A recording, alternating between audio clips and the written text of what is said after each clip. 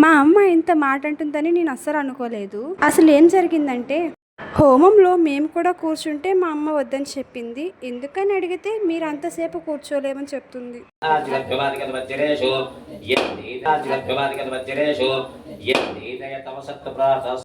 Finally మేమైతే నిరూపించుకున్నాం. హోమం complete అయ్యేంత వరకు మేమైతే పూజ చేసామన్నమాట. ఆ తర్వాత అర్థమైంది మమ్మల్ని ఎందుకు వద్దన్నారన్నది. హోమం వల్ల చాలా పొగైతే వచ్చింది. దానివల్ల విపరీతంగా మా కళ్ళు మండిపోయాయి.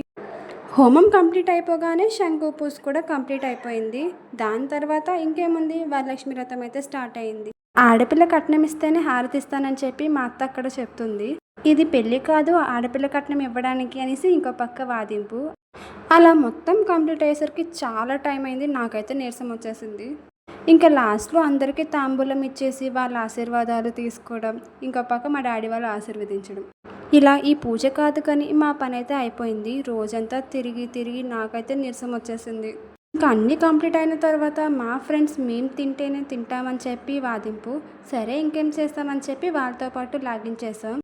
అలా అంతా హ్యాపీనే జరిగింది. కానీ మా ట్విన్స్ ఇచ్చిన ట్విస్ట్ ఏంటో తెలుసా? ఆధార్ కార్డ్స్ ఎక్కడో మిస్ చేసుకున్నారు.